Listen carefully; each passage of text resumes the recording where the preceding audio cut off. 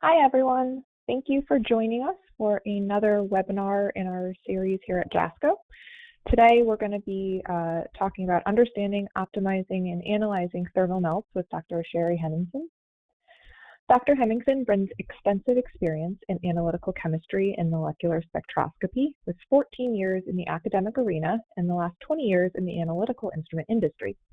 She received her doctorate in analytical chemistry at Duke University, working with Linda McGowan on novel steady-state and lifetime characterization of humic materials, where she cultivated her love of spectroscopy, chemometrics, and expertise in fluorescence. Following her passion for instrumentation and education, she enjoyed both teaching and research in analytical environmental chemistry at a small liberal arts university before making the transition to the scientific instrument business. She has served in diverse technical roles, from product management and applications to field sales, and is thrilled that all of these have provided limitless opportunities to actively engage her love of teaching and spectroscopy. Sherry, please start, and just a comment, if you guys can please hold any questions you have till the end of the webinar, that would be great. So thank you. Great. Well, thank you, Leah, and good afternoon, everyone. Thanks so much for joining us again. We've thoroughly enjoyed our webinar series the last several months. I hope you have gotten a lot out of it. If it's your first time, thanks for coming, and we'll share a little more about how you can access the previous ones. I'm very excited to talk to you today about understanding, optimizing, and analyzing thermal melts. It hit me the other day that I've wanted to do talk presentation like this for a very long time, and so I'm really happy to share this with you today. What I'd like to do is first review fluorescence with you and some basics of thermal melt curves, go into experimental design and optimization, and focus on how to get good data, everything from hardware to single point versus scanning thermal melts, uniform ramping versus stages, and then definitely close with analysis and data modeling, because that's often what gets the short end of the stick when it comes to analysis. People take the numbers that instruments spit out, and I think it's important that we take time to look at how those numbers are calculated. So before we get going, just a quick review of Jasco Corporation. Jasco has been making innovative scientific instruments since 1958, when it's got its start with a Nobel laureate spectroscopist. The corporation is located in Hachiochi, Japan. Our North American and South American office is in Easton, Maryland. And we have a broad palette of products that we offer in both chromatography and spectroscopy. You'll see here that we have everything from Raman and FTIR, including microscopy and imaging, SPM, HPLC, and SFC, circular dichroism, fluorescence, UV vis near IR, and vibrational circular dichroism. So quite an array of products. Today, I'll be mostly focusing on fluorescence and how that applies to the thermal melt application. But we'll tie in, because CD and UV vis are complementary, we'll tie in some examples from those. And a lot of what I'm talking about today is going to apply to all of these techniques. And since Jasco has them all under the same umbrella, you can use the very same software to run all of these systems and analyze the data.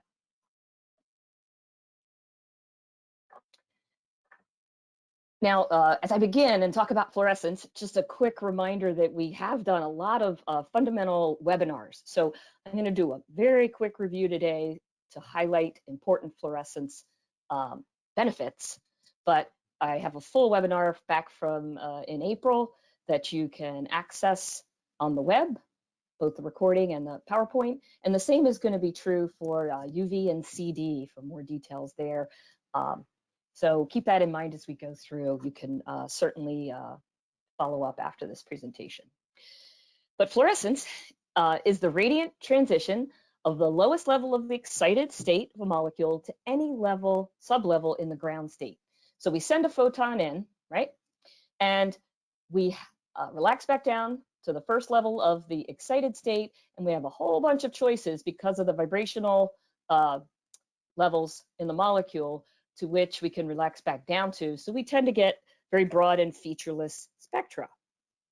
Why would we want to use fluorescence? Well, many of you in the audience hopefully are just immediately saying sensitive, right? That's why we choose fluorescence. The second most important reason to do fluorescence is what? It's sensitive. That's really why we love fluorescence. So you can imagine the third most important reason to use fluorescence, gotcha, is selective, right? We have selectivity and sensitivity with fluorescence, which lets us tailor our experiments so that we can look at areas of greatest interest and minimize interferences, but also have awesome sensitivity. So because of that sensitivity, it's important that we understand what factors affect fluorescence, and it really is just about everything. So solution conditions, solvent, pH, ionic strength, temperature, concentration, right? So that's great. It's great that we have that level of sensitivity to local microenvironments around the fluorophore. However, requires careful experimental control because we want to make sure that the observed fluorescence changes are due to the experimental conditions that we intentionally modified and not just things that we didn't bother controlling. As we spoke about in the earlier webinar, there's just a whole suite of fluorescence applications across the gamut of biochemical, environmental, material science, food science. Today, we're going to focus on the biochemical arena, right? Because thermal melts, we're looking at a lot of protein stability, binding interactions, drug delivery, folding, aggregation. And that's why most of the talk, again, we're going to focus on tailoring everything towards fluorescence, realizing that the complementary techniques of CD and UV go hand in hand with this throughout. Now, it's so convenient for us. If we want to monitor thermal stability, we need a probe to do that. And in proteins, we have the aromatic amino acids, tyrosine, tryptophan, and phenylalanine, which conveniently provide us this intrinsic fluorescence to study protein interactions and folding, right? So we're not doing anything else to perturb the system. However, there are times when we either don't have adequate fluorescence or it's not as well-defined fluorescence, and we can choose extrinsic probes that suit our needs. Maybe we want specific spectral characteristics, emission at longer wavelengths than the background fluorescence, or even just to be able to excite at longer wavelengths than the common biological interferences, or even autofluorescence that might be present. We might want a particular chemistry. We want to look at hydrophobic versus hydrophilic residues. So there's a whole suite of probes that are available. Just tossed a few names out here for you. Cipro, Orange, ANS are great for looking at hydrophobic residues. DNA, we can monitor via UV-Vis, right, absorbance, but we can also use a fluorescence probe, cyber green, and intercalate in the grooves of DNA. We can choose to react with a specific functionality and use a thioreactive probe with whatever alphabet soup letters of probe molecules that are there. There's a lot of them. And equally important is we can choose probes that have a high quantum efficiency or strength of emission, so we further enhance our sensitivity. Now that we understand that, let's take a look at thermal stability. So thermal stability is just how a molecule or complex responds to raising and lowering the temperature. Greater thermal stability is going to be exhibited by species that maintain their initial state and don't transition to another state until higher temperatures are reached, like, say, a protein going from a native folded state to an unfolded state, or protein-protein ligand interaction dissociating. Greater thermal stability is evidenced by a structure's ability to return to its original state after repeatedly raising and lowering the temperature. So in other words, the more reversible or the more reversibility, the greater the stability. How are we going to evaluate this thermal stability? There's two common ways we're going to talk about today. One is melt curves, and they just simply monitor a signal, like the intensity of a fluorescence, absorbance, or millidegrees, and at a single wavelength, or in the case of fluorescence, a wavelength pair, and how that changes with temperature. If we want more information, we could look at temperature wavelength scans, which collect a series of spectra as temperature is ramped to some final target temperature. Thermal stability applications are everywhere, right? If you're a biochemist, you're interested in protein structure, antibody structure, protein-protein interactions, protein nucleic interactions, ligand binding, in industry, pharmaceutical formulation, storage, dissolution, drug discovery, enzymatic robustness. Oops, sorry, a little quick there. Enzymatic robustness, right? We can go on, and you're listing some yourself right now. So that's great. Let's take a look then at evaluating the thermal stability in this example of proteins. So what we see here is actually a CD data in millidegrees versus temperature at a particular wavelength. We're looking at the native state of the protein here at this top platform.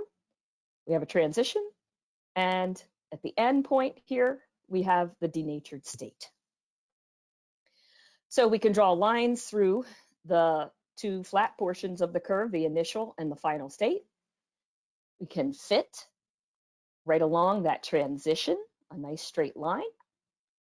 And then if I bisect the difference between the initial and final state, you'll see I intersect that line, the transition line that is, and we call that the denaturation temperature, right? This at the top here, where we start to see the transition, is called the onset, and it's the temperature at which the protein begins to change from its native state. Now, the higher that onset temperature, the more stable the protein. So you already know from the get-go, right, kind of where you're starting. So let's look at this in a different way. We could get the TM, or the denaturation temperature, so software can calculate that. But in addition, our software also lets you calculate other thermodynamic parameters, such as delta H, delta S, and delta G. Taking a look at just the classic thermal melt curve, most of them are going to have this kind of sigmoidal shape. And we're going to be looking at fluorescence, absorbance, or millidegrees versus temperature. The inflection point identifies the melt temperature, or TM. And we have three regions, basically, right? You can kind of see that. We have an initial native state region, we have a region of transition, and we have a final state. Let's look at this in terms of an example. So riboflavin binding protein. It's a great protein, super robust, great for biochem labs. You can extract it from chicken eggs. And what we have with it is the holo complex. Holo RBP is the native folded state. In that folded state, riboflavin is bound in the pocket. Here's what free riboflavin would look like. And here's the apo RBP version, which is the unfolded non-native state. And you can see that the pocket is open, it's empty. How does that apply to the thermal melt curve? Well, let's look at the initial state. This area here, where we have a slight slope, is mostly holo RBP, which begins to transition into apo RBP, free riboflavin, and a mix of holo RBP with a 50-50 mix showing up here at the transition point. The end point of our melt, we have free riboflavin and apo-RBP. So let's look at some data. Repeatability.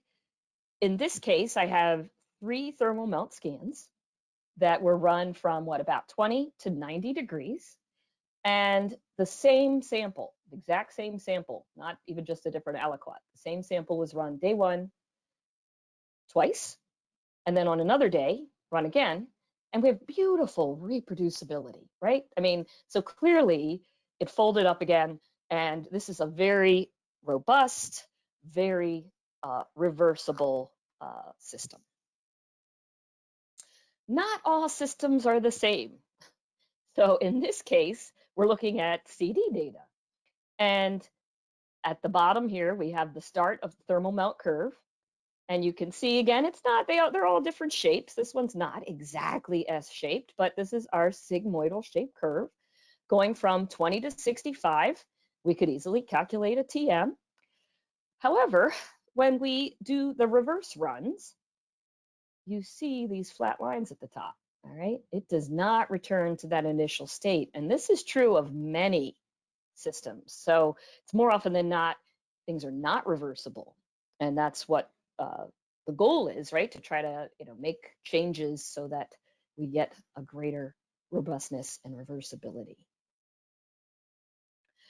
Now, scanning wavelength thermal melts are going to give us a wealth of information, right? Because now, if you look at this, we've got, in this case, fluorescence intensity, wavelength scan, and then the temperature at which each wavelength scan was run.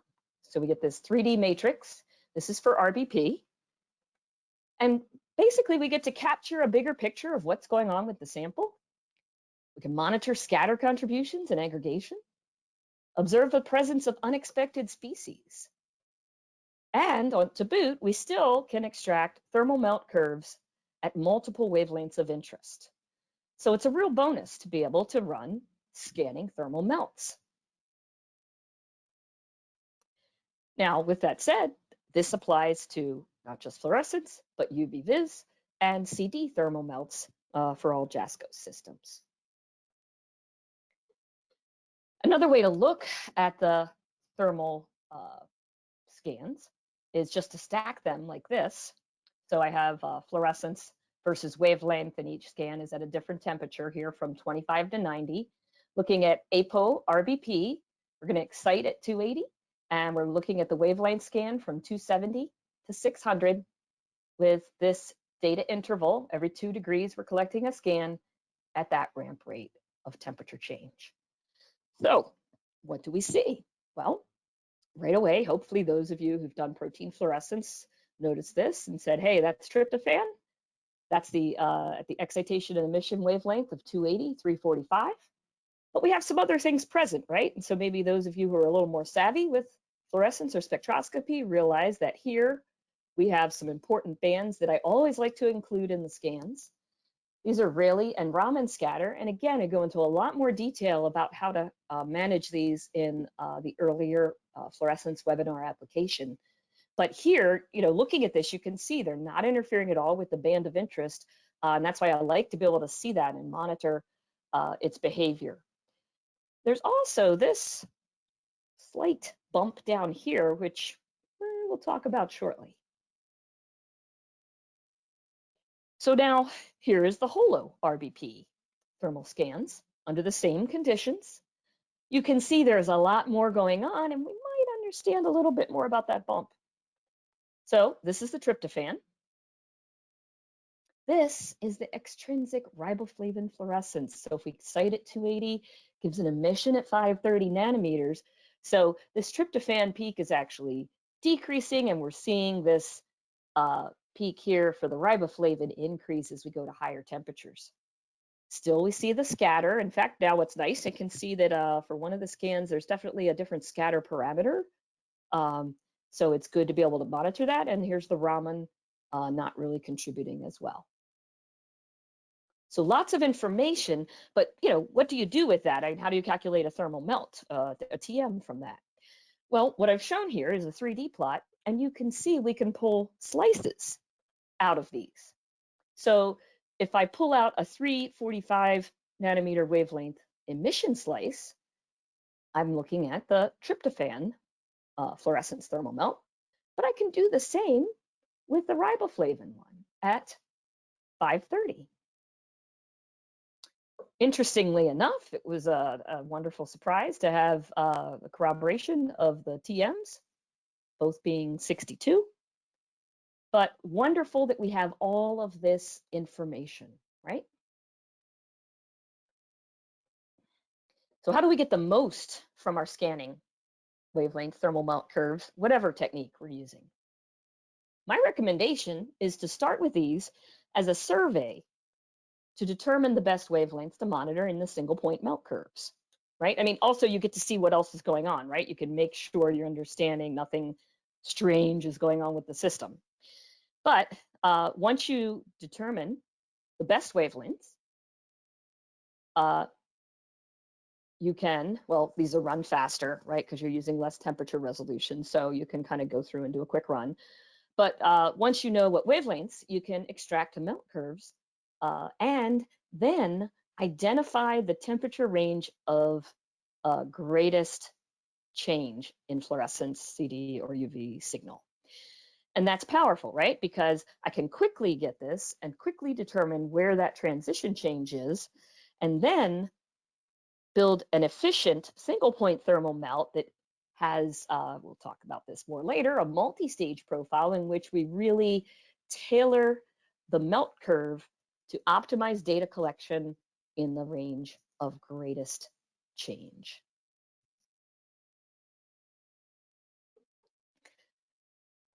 Here's another advantage of reversible processes looking at some CD data. So on the left here, you see we have 3 curves. We just extracted 3 of them out. So started at 20, went to 100, and then went back down to 20. Notice that the 20 initial and 20 final curves lay beautifully over top. Lovely, very reversible. And it appears to be that way in both plots. However, and I should say on the left plot, you know, you might argue, well, we could just do a single point scan. There's not really any extra information gained by the scanning plot, but it's nice to have the picture and confirm that. However, with the right plot, I don't know if you can see this, but we now have a shift. And if we were just monitoring standard wavelengths for the single point melts, we would not realize that there was this shift to shorter wavelengths at 100 degrees and not be aware of that change in secondary structure. So the full spectral scan data is really powerful. So given that, how do we set up our experiment to get good data? Because that's the key, right? Everybody can get data. We want to get good data. So let's start with just simple, the cuvette, right? And hardware. Well, what technique are you going to use? That's pretty straightforward. If you do that technique, there's different ones that are appropriate for UV, fluorescence, and CD. More important probably is even the sample volume that you want. So I have a whole slew of cuvettes and holders listed over here, shown over here. You can see we have everything from your standard microvolume cuvette to multi-channel 10 microliter 8 well cuvette, right? But then things like stirring, is that something you need to do? You're not going to be stirring in these, so hopefully convection, you know, covers it for you. What kind of material? Oh my gosh, hopefully you all just said, of course, quartz. Black mass quartz is better, right? And what's the Z height, right? If you're using microvolumes, if you're a biochemist, you want to use as little as possible because you get more experiments that way and your sample is precious. So optimize all those. Now, what I'd like to focus on are these 3 here. So for thermal melts, if you want to stir, you might want these cuvettes. They're small form factor cuvettes. They're not as common, but if you do need to stir, they're great because you can now use a little stir flea in a 3x3 or 5x5 small form factor cuvette with a jacket that'll conduct the heat, and you can run your experiment. The other one that's really useful are the low headspace cuvettes, and they're different in that they have this huge cap, which actually dips all the way down to the top of the window where your sample is. And that's important because upon heating then, you don't have evaporation up towards the top of the cell or change concentration, and we make sure that that window stays completely filled with sample. So these are the best for thermal applications. The other big question is hardware, single cell versus multi-cell. It's going to come down to a number of both scientific and cost kind of factors. Single cell Peltier, well, there's no moving parts, right? So it's really robust. Minimal alignment concerns, you just have to make sure you have the right Z height cuvette. Temperature consistency, you're not wondering about, cell to cell variability. And it's a lower cost. So a lot of folks like this. However, I can tell you from experience, there are a lot of advantages to the multi-cell Peltier. Number one being you get to do multiple samples. It's not like RT-PCR. You're not doing like library screens, right? But you have four cell holder in which you can run replicates. You can do different conditions.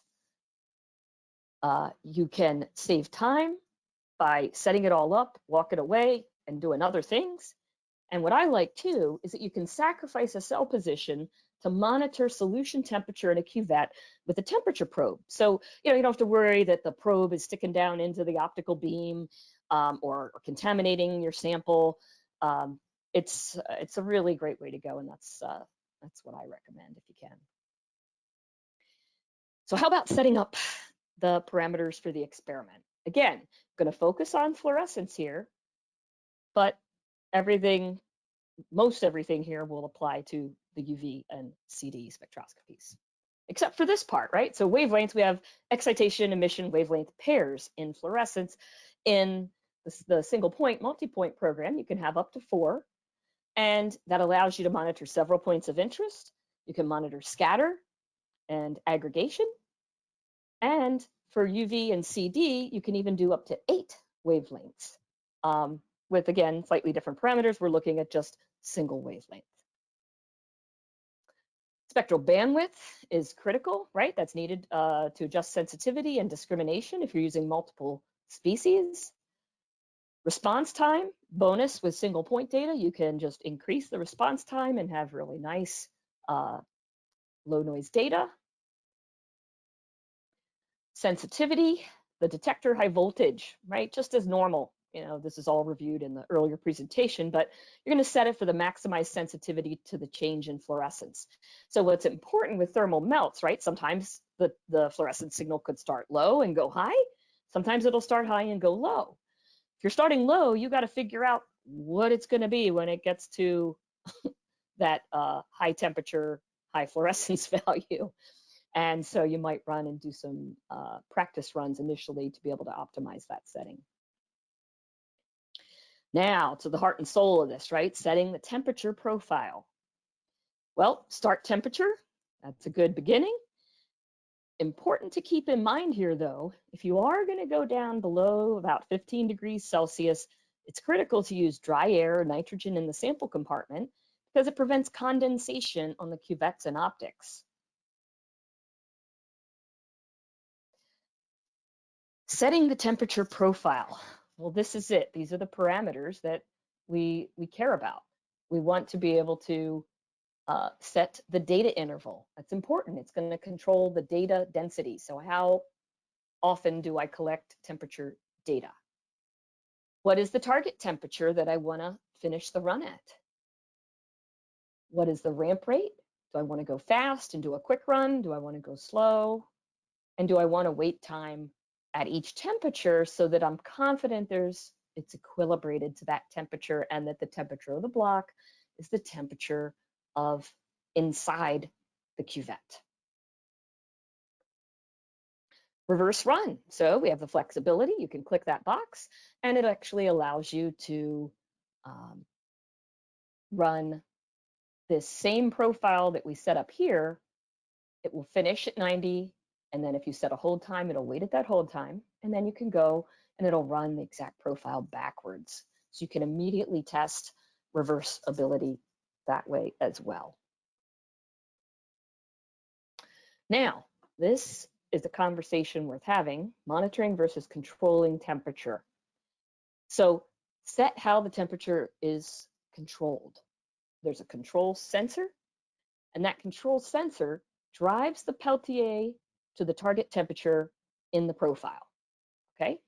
Now, that control sensor can be based on the temperature of the holder or based on the temperature of inside the cuvette, right? The temperature of the solution.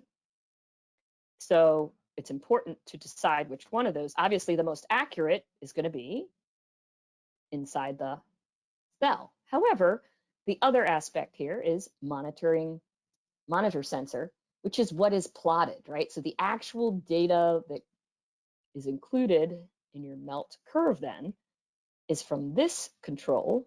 And again, you can choose holder or the Peltier block or the in-cell sensor.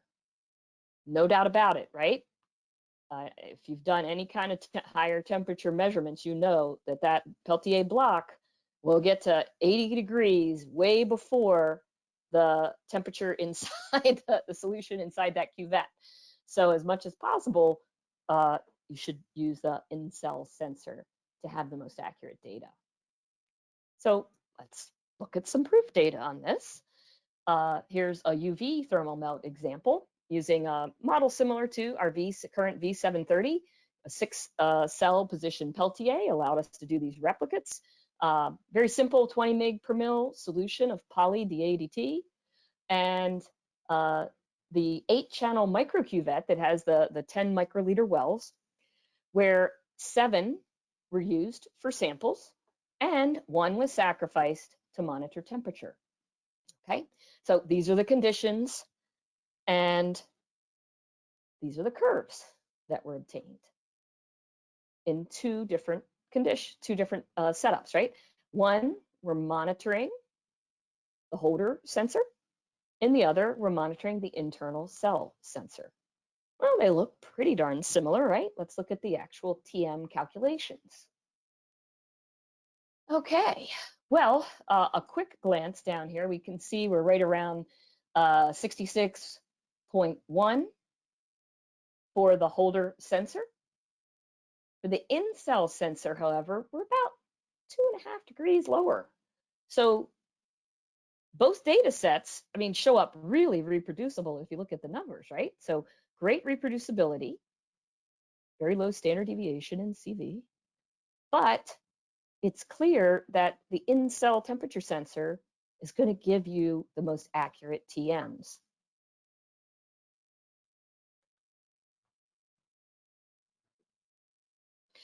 Now, we kind of skipped over this earlier. You may have been wondering what these extra rows were for. Well, this is the exciting part. You can set up stages. And these stages allow the user to optimize the frequency of data collection and the temperature ramp rate over specific desired ranges. So let's take a closer look. Here I have a thermal melt curve, and to collect this curve, 5 stages were used. So the stage that I've highlighted in yellow, 1 and 5, are kind of on the flat portions of the curve. So I don't need as much data to clearly define that. I don't have to go at 0.1 degrees Celsius steps. So here I have a faster ramp rate and a greater temperature collection interval.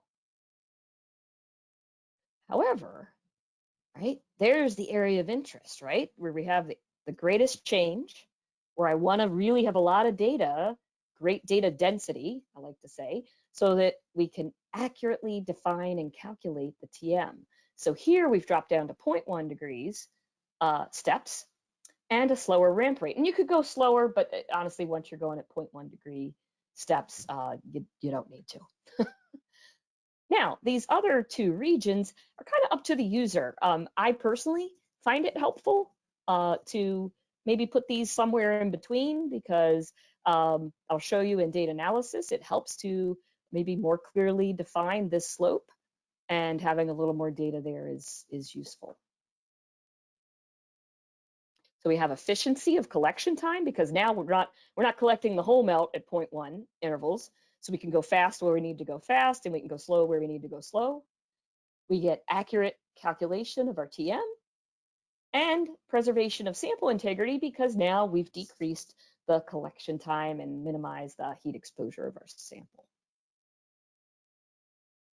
All right, coming to the home stretch for parameters, start and stop conditions. I really like the choices that we get in the Jasco software.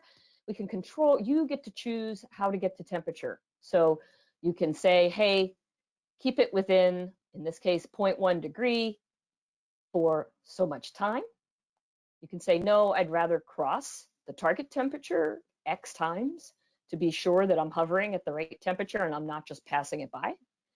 And you can ensure that it has equilibrated by having a monitor temperature stable condition so that it's within a certain range of the target temperature for a determined amount of time. You can also choose how to end the experiment. Stay at current temperature, return to start temperature, or move to a specified desired temperature. All right, it's the little things that count. So this might seem trivial, but I love this. We have software control of the stirring. And, you know, there's those of you sitting in the audience, I know you're saying, yes, you know, you're trying to turn the knob and get it to go to the speed you want to, or you have it set and then somebody else in the lab comes and changes it. All right, here, you just set it in your method and you're good to go. You get software control for consistency and you get faster and uniform thermal mixing. Again, it's small, but it's those kind of details that really help with doing good experimentation and enjoying it. All right, so we've talked about thermal melts. We've talked about how to get good data. We have to spend a little bit of time talking about data analysis and modeling. And I bring this up because, again, too often it's just whatever the program provides, right? Oh, it knows what to do. So I'm going to make some suggestions for you to devote more time to data analysis. Try to learn about the programs and try different ones. Understand the calculations and models employed. I know it takes time. You have to look at the manuals and talk to the provider and all that, but it's worth it. Be aware of limitations and determine when it's best to use the different methods. Try to vary analysis parameters and see how sensitive the results are to the changes, right? Some parameters may not make a big difference at all. You don't have to worry about them. And others, you're like, wow, I have to watch that. And I want to be consistent so that when I reanalyze data, I'm using the same approach.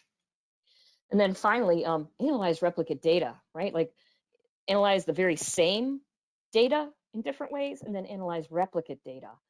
And let's do some of that now. But first, I think we should talk about what methods are used to calculate TMs. Recall that they are the inflection point on the sigmoidal shaped curve. So there are two main ways to calculate them, from single point and scanning thermal melt data. The most popular one by far is second derivative, right? Second derivative equals 0 at the inflection point due to the change in concavity and the change in slope, okay? Least squares is another method though, and this it was nicely illustrated when I was defining thermal melts for you. We basically fit a straight line to the area of greatest change, and then we also fit straight lines along the starting stage of the melt and the final stage of the melt.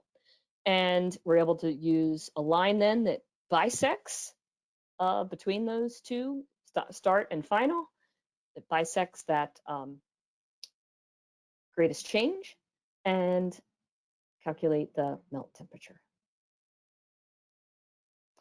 So what about second derivatives? Let's just take a look at a screenshot of this. This is a holo RBP, and so this next set of data is just the exact same data file that we're going to look at, okay? In this case, I have second derivative selected down here. That's the sample I'm looking at. Here is the melting temperature that's provided. If I would have checked some other boxes, we'd also see delta H, delta S values provided. Didn't do that for this talk. Notice that we have a rectangle here, and that rectangle is user selected, and it highlights the area used for the fit. Okay, you see that there is a red line overlaid on the data, and that red line looks like it fits actually quite well, so that's good. So this range that I've selected is probably a good range to calculate the thermal melt. So what if I move this, extend or decrease this rectangle area, right, the area of analysis? Same data using a broader range. Well, you can see the pictures here, and I zoomed in, get pretty good overlay here still on this second one. You can see the TM values are very close. However, when I just go and I just really broaden out the range, you begin to see where I lose the fit, right? Now, it's not a huge change, but I mean, thermal melts, you know, if you want to keep them as tight as possible and look at smaller changes, I have almost a degree change there. All right, so that selection of the area of analysis will be important. What about the least squares method then? Well, again, it's the holo RBP, exact same data set. So remember, like we said, we have these lines that are drawn that kind of try to carefully trace the start and the stop stages. Then a line is drawn which bisects those two, and where that intersects is the TM. So for this one, I get a 63.05. And what I'm doing is I have different rectangles, right? So now I have two rectangles. This rectangle defines the range I use to draw a line on the initial phase, and this rectangle defines this line for the upper boundary. So you can see if I go too shallow and I use just a couple data points in this second example here, that greatly impacts my thermal melt value, 62.46. Here, you know, I made some small changes. I made this larger, made this smaller, and 63.37. So what you'll see for the exact same data set, depending on how I analyze it, I can get over a degree difference in the analysis for the thermal melt, right? So consistency and doing this so that you're confident with how you're analyzing the data and that you're doing it consistently is going to be important. Well, this is really quite pretty data, right? And you might also be asking, well, how do I even know, like, why would I use least squares versus second derivative? Well, let's look at this next set. So we have bovine gamma globulin samples that were run by a customer. And in this case, you'll see, so not all thermal melt data is pretty. Some interesting things can happen at higher temperatures for fluorescence.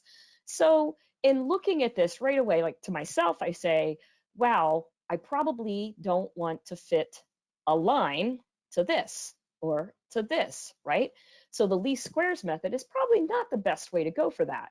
So best to use the derivative method because, I mean, defining along that curve there is great.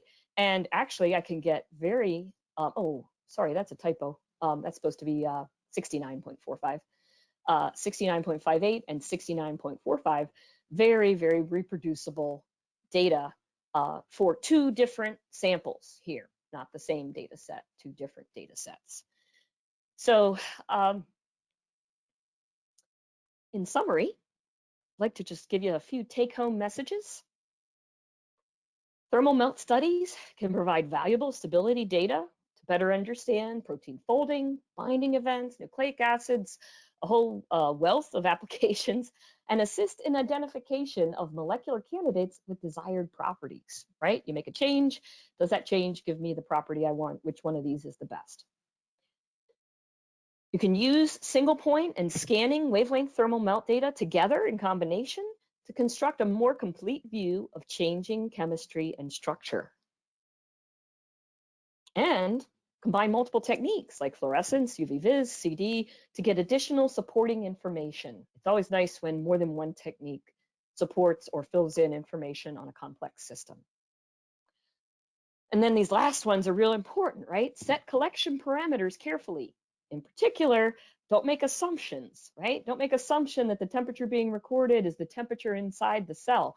Make sure you know that by how you set up the experiment. And also take advantage of multiple temperature stages to ensure that you get efficient data collection, highest quality data in the region of greatest change and transition. So where we need that detail the most, right? And finally, put more time into conducting and understanding data analysis. Change analysis parameters. Don't be afraid to. Note how it impacts the calculated value and make decisions from there. Got to give a few acknowledgements. Really like to thank the folks, Aaron Drake and Dr. Levi Milkey at University of Indianapolis Chemistry Department. They provided actually a lot more data than I had time to show, BGG thermal melt data using glow melt. And at Capital University, the chemistry department, Joshua Tomsick and Dr. Tracy Murray collaborated with me in work we did with RBP thermal melt data. So thanks to them for all their contributions. And have to mention the resources again. I'll let you know we've put a lot of work into these webinars, so please go to our website, check them out. I think you'll find a lot of good information there. There's also ebooks, tips and tricks, posters that are available for a variety of techniques. Our knowledge base is a wonderful place to start if you want to know more about a particular application area in the peer-reviewed literature. There you go. I really want to thank you all for joining us today. I hope you got a lot out of our webinars, and especially today, and we're happy to take any questions. I have with me Dr. Leah Pandisha, who is our CD, fluorescence and UV application scientist, and she will work with me in addressing your questions. Thank you.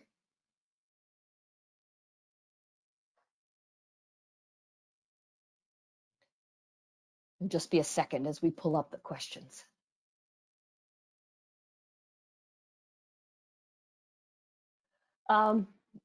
The first question I see is, can we also measure the temperature melt curves or phosphorescence from crystals? That is really interesting. So when you say from crystals, so now you're talking about solid phase. So you'd have to make sure you had a holder that would address that. I mean, I suppose you could put crystals in, you know, just a standard kind of small form factor, maybe cuvette, and monitor that. Maybe we should talk more about that offline, but you certainly should be able to do that kind of melt. And I'd be curious to know more about what you'd like to accomplish with that. Let's see.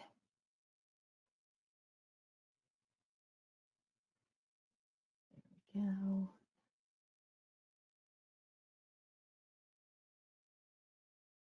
Can you obtain thermodynamic parameters from an irreversible melt?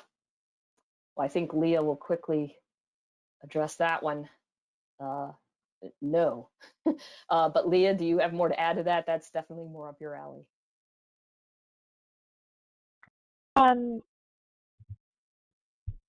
No, not really. I think there's two other questions that I think I've also sent to you. One of them is about temperature ranges for our instruments too. I'm not sure if you got that one yet. Oh, sorry, I'm having a little trouble getting the expanded view. So, No worries. yeah, so temperature ranges, again, it's really important, I think, that you have a broad temperature range. So for For CD, I think the range is like, well, you know that one, it's like minus 30 to 100, but like in terms of like usable range, I think most instruments are 0 to 100. And of course, to get down to the low temperatures, it's usually important to chill the coolant. I mean, it's a Peltier, but even Peltiers require you to be able to pull the heat off for efficient temperature control.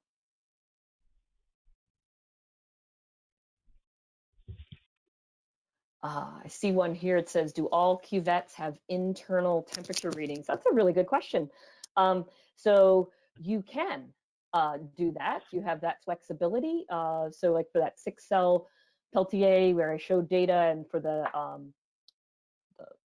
fluorometer, that's the 4-position multi-cell, you can have a probe for each cell position. I think we have data demonstrating the cell-to-cell variability is minimal, and so usually just using one cell is adequate, but if it's really important to you, you can do that, yes.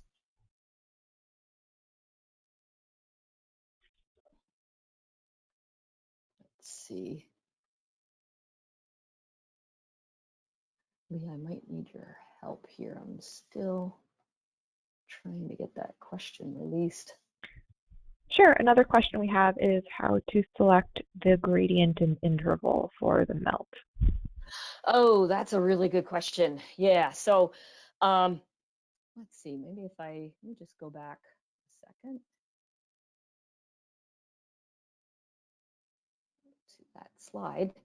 So, you know, how do you know where to do this? So my recommendation again is going to be do an initial thermal melt. Just let it go. Look at the shape of the curve and figure out, you know, like, is it a beautiful, much more S-shaped serve, you know, curve? How sloped is this, right? I think you definitely have an advantage to doing at least 3 stages, right? And usually those stages would be, you know, this yellow region covering this area of greatest transition, maybe these 2, and then a 3rd stage here, right? But, you know, I can say that, but the best way to do it is to try some different stages and see how it impacts your data. Sure, it takes a little more time, but if you're going to be doing a lot of these, it's well worth optimizing your data. And it also ties into how long you need the run to go too, right? If you need a faster run, you're going to carefully select your ramp rate and data density to account for that as well.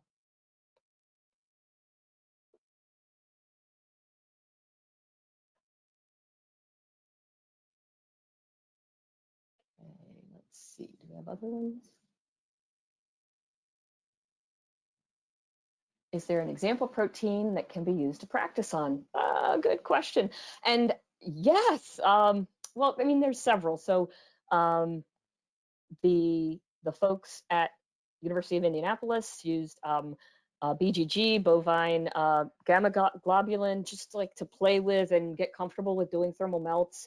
You know, so you can just buy that stuff. You know, if you're hooked up or if you have access to a riboflavin binding protein, I love it because it just is so easy. And it's great for academic teaching labs too. So if we have any folks like that here, you know, I can hook you up with some professors. Well, the one I collaborated with at Capital University, Dr. Tracy Murray, who uses that in her biochem lab. And they isolate that, purify it, and then do thermal melts with it.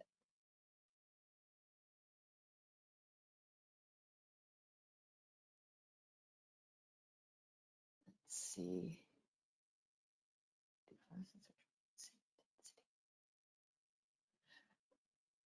Do fluorescence spectroscopy have same intensity, is same across instruments, is same throughout instrument lifetime? Oh, okay, so basic fluorescence question. So that's, you know, fluorescence is sensitive, right? But, and it's a ratioed measurement, but it's not an absolute measurement. So it's not going to be the same across instruments. It's not going to be the same across the lifetime of the instrument. And so there are ways you can use quantum efficiency counters. You can do ratios. So one, I would love to have shown you more data. One easy way to account for fluctuations in signal, which are going to happen over time, is to do ratiometric measurements. So measure, instead of just looking at, say, the 345 for tryptophan, look at the ratio of 345 to 530 or to some other wavelength you've selected. That would be my recommendation for that one.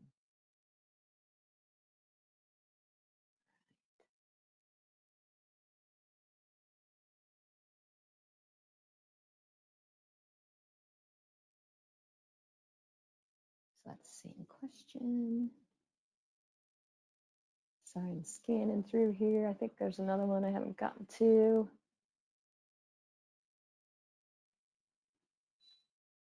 Oh, wow. Okay. Yeah. So life is not always so simple as a two-state process. This question is, how would you approach analysis of the melt for thermo parameters if the protein does not follow a two-state unfolding process, but rather a 3 or more state process? All right. So as you get, and that's the beauty of stages, right? I think, you know, there are definitely examples of thermal melts being done for those. And that's where you do a run, maybe at a single ramp rate, see where these changes are, and then optimize each of those steps with different stages for your data collection. At least that would be my recommendation. And then definitely, if it's that complicated, make sure you're doing scanning thermal melts as well to really get a bigger picture of everything that's going on.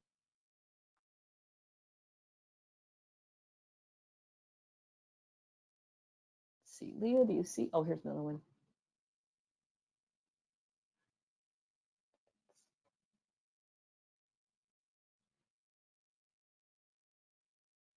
Oh, good question. Do the single quartz cuvette, for instance, the 1 millimeter, have temperature probes as well as just Peltier cuvettes? I think what you're asking is, yeah, you can do temperature probes in all different kinds of cuvettes, basically. The probe for Jasco is designed, you know, you just have to have it fit through a lid. So yes, you can use for like the 8 well 10 microliter multi-channel cuvette. You can have probes in those as well. And yeah, so that's the long answer. Short answer is yes.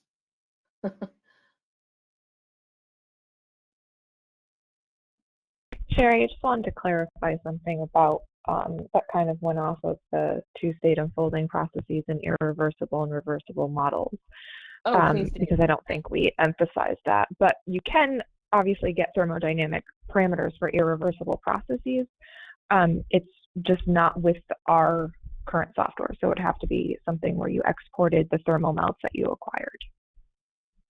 Oh, sorry. Yeah, that's a good point. I should have said that. I mean, that's what a lot of people do too, right? I mean, so you get the advantage. We have great capabilities in our software, but people, you know, we have a lot of folks in the biothermodynamics community that, you know, have all their own programs, and yeah, you can certainly export the data and analyze to your heart's content that way. Are there more, Leah, or is that all I'm seeing? I believe you have gone through all of them, and we are out of time anyway, so we conveniently ended perfectly. I just wanted to thank everyone for attending our thermal melt webinar, and if you would like to reference this webinar or see the PowerPoint, you can visit our website, jascoinc.com, and access, I believe, it's the applications link, but we also will be sending out emails to supply you with the information from this webinar, and you can again reference any of our previous webinars at our website as well. I just want to thank everyone again for coming, and have an excellent week. And thank you again, Sherry. You're welcome. Thanks, everyone. Feel free to contact us. We'd love to talk to you. Bye.